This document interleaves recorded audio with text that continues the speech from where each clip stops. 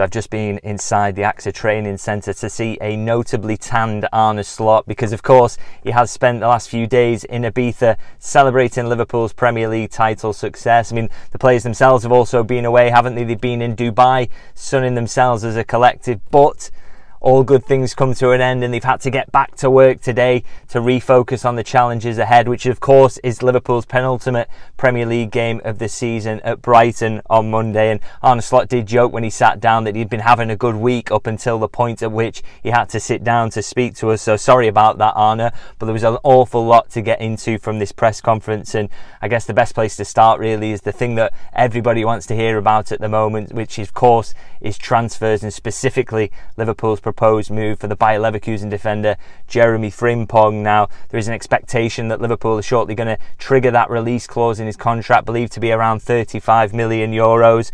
But when we asked Arne Slot about this, as you would expect, he didn't want to give too much away. He said, "It's going to be a boring answer. We don't talk about the players we want to bring in public until they've signed for us."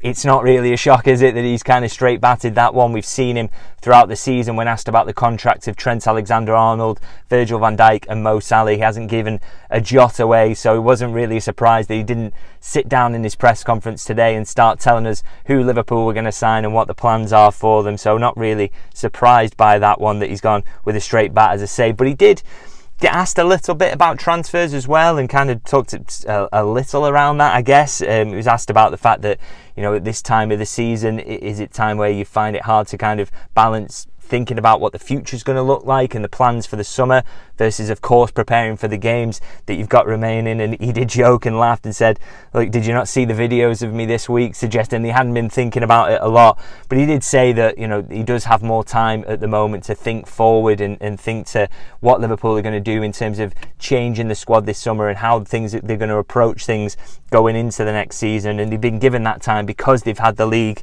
wrapped up so early. So he's given a little bit there, that he's saying that this kind of thing, transfers are on his mind at the moment. And of course, it's not just about incoming transfers, is it? There are also outgoing transfers to think about at the moment for the manager. And he was asked about potential exits and players who maybe haven't featured so much this season, and whether the last games are almost a bit of an opportunity for them to change things in terms of their future. You know, if they play well in this game, does that give them another chance next season and avoid a sale in the summer? And his response on this was quite interesting. He said, "I don't think it would be fair to any player that you've worked with all season to change your mind on one or two games coming up." So that to me suggests that the fringe players who haven't seen an awful lot of match action this season, their futures are already decided, and nothing they can really do in these remaining games is going to change much. Of course, when you think about those players, you think of Harvey Elliott, Wataru Endo. I think there are a couple that come to mind, but I think the number one that you maybe think about is Federico Chiesa. He's been starved for minutes, hasn't he, really, since he came in from Juventus over the summer. And I was asked about, you know, does he maybe feel that Kieza deserved to play a little bit more this season? And he did say, in terms of the quality he has, he would deserve more playing time. But he argued that, look, the players whose positions he can play in is Mo Salah, who's had one of the greatest seasons you've ever seen.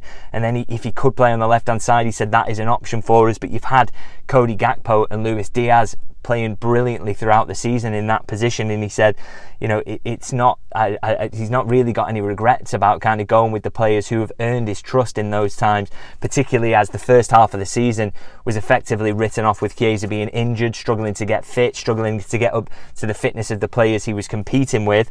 So it didn't seem like he had any regrets about that. And I think it doesn't seem like the stance on Kieza will change. Obviously, it just very much looks like he's a player who will be out the exit door this summer. Unfortunately, it just hasn't worked out for him. That can happen with transfers sometimes.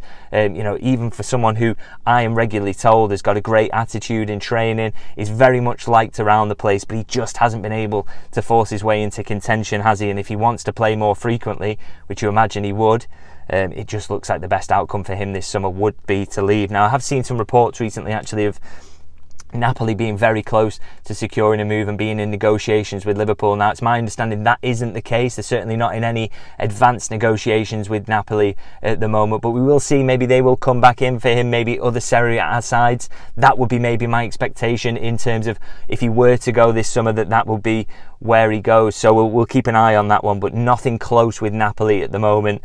Just one to kind of look out for, but as I say, do think he will be leaving this summer, unfortunately. Now, of course, we are doing the pre-Brighton press conference here. It might be worth talking about the actual match itself, wouldn't it, a little bit? And I guess one of the big talking points coming into this is whether Trent Alexander-Arnold will be involved at all for Liverpool. Of course, he got that hostile reception, didn't he, at Anfield in the last game against Arsenal when he came on as a substitute. And you do wonder, would it be better to just take him out the firing line completely, avoid a potential repeat of those scenes by just not having him in the squad, not being tempted to use him as a substitute? Now, Slot was asked about this and didn't really give much away on it. He said, look, we've been in this week to train and we're only training Friday, Saturday, Sunday, he said. So I haven't had the chance to sit with Trent and speak with him about this.